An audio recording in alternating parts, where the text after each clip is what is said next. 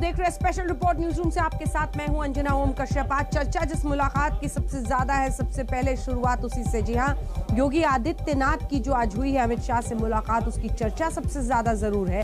लेकिन एक और मुलाकात जो बीते दिन की है, जिसको लेकर देश में बहस छिड़ गई है। जी हां, पश्चिम बंगाल की मुख्यमंत्री ममता बनर्जी से मिलने पहुंचे किसान नेता राकेश टिकैत। आखिर क्या मकसद है? 2024 के लिए क्या कह रहे थे राकेश टिकैत ममता बनर्जी से? ये तमाम सवाल हम सीधा उन्हीं से करेंगे, क्योंकि कुछ ही देर में लाइव जुड़ गए हमारे साथ। लाइव दिखा दीजिए, राकेश टिकैत हमारे साथ, किसान नेता लाइव जुड़ गए हैं। लेकिन उससे पहले जल्दी से आपको अपनी ये रिपोर्ट दिखा देते हैं।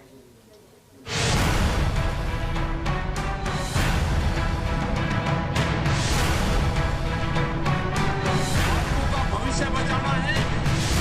आंदोलन से 2024 में ये मुकदमे खत्म होंगे, सारा जो ये है। तो उम्मीद है कि या तो ये 22 में मान जाएंगे या 23 में मान जाएंगे।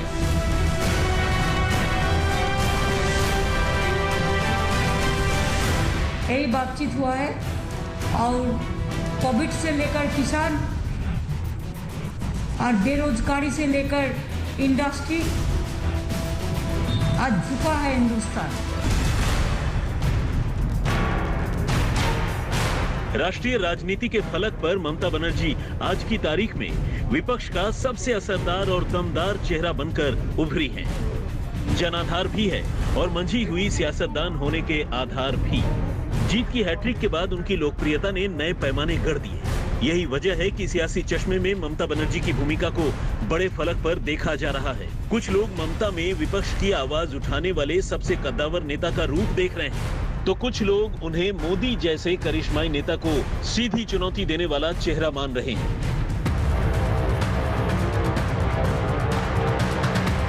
कृषि कानूनों को लेकर आंदोलन कर रहे किसान नेता राकेश टिकैत की मुख्यमंत्री ममता बनर्जी से हुई मुलाकात को लेकर नई सुगबुगाहट सुनाई देने लगी है।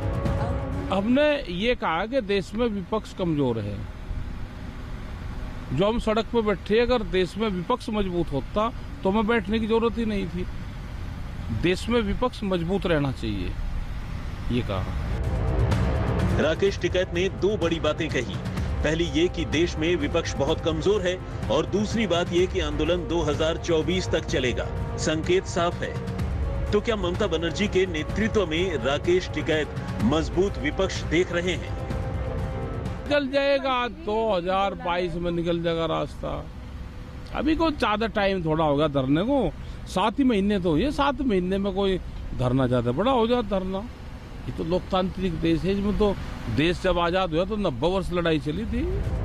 आपको याद होगा कि 2019 चुनाव से पहले बंगाल में मोदी के खिलाफ तमाम विपक्ष के नेता एकजुट थे। राकेश टिकैत के साथ मुलाकात के बाद एक बार फिर ममता बनर्जी ने मोदी सरकार के खिलाफ ऑल इंडिया अभियान छेड़ने का ऐलान कर दिया।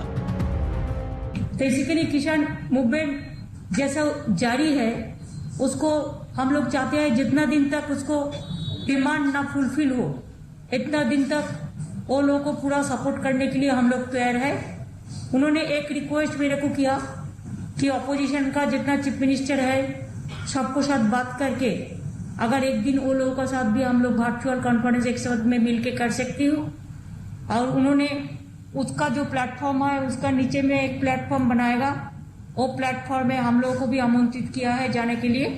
हम लोगों ने कोविड थोड़ा डाउन होने के बाद इसका बारे में चर्चा करेंगे, लेकिन हम जरूर चीफ मिनिस्टर लोगों ने, जो हमारा दोस्त है, हम लोगों ने बात करेंगे कि इसका जो मूवमेंट चल रहा है इसी के बारे में हमारा सबका ओर से एक यूनिफॉर्म लेटर जाए, जैसे लोकसभा चुनाव का पहले, लोकसभा आने का पहले वो लोगों को भी मदद मिले। यही बातचीत हुआ है।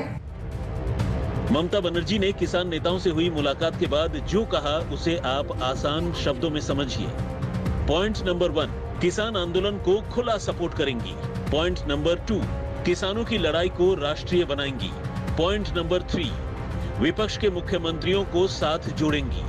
पॉइंट नंबर 4, विपक्ष की पार्टियों को लेकर विरोध करेंगी। पॉइंट नंबर 5, मोदी सरकार के खिलाफ राष्ट्रीय चेहरा बनेंगी। हम लोग भी चाहेंगे कि किसान का मूवमेंट स्ट्रांग हो। अनएम्प्लॉयड का यूथ का बहुत सारे नौकरी चला गया, सेंट्रल गवर्नमेंट को एम्प्लॉयज का अभी काम का भरोसा नहीं है, इंडस्ट्री की भी इनकम नहीं है। और अभी तो जैसा लॉकडाउन और डिफरेंट जो सिस्टम चल रहा है कोविड के लिए, देश में इकोनॉमी आज डिजास्टर में चला गया है। 2021 में बीजेपी की चुनावी मशीनरी को शिकस्त देकर ममता बनर्जी ने खुद को स्थापित किया है। चुनौती बहुत बड़ी थी, लेकिन वो सबसे टफ एग्जाम में डिस्टिंक्शन के साथ पास हो गई। बंगाल में बीजेपी के रथ को रोकने के बाद अब स्ट्रीट फाइटर की इमेज रखने वाली ममता बनर्जी में विपक्ष का सबसे बड़ा नेता तलाशा जा रहा है। तो क्या किसान आंदोलन के बहाने ममता बनर्जी अब राष्ट्रीय राजनीति में दमदार एंट्री मारेंगी? ये सवाल बड़ा है। आज तक ब्यूरो। तो आइए आपको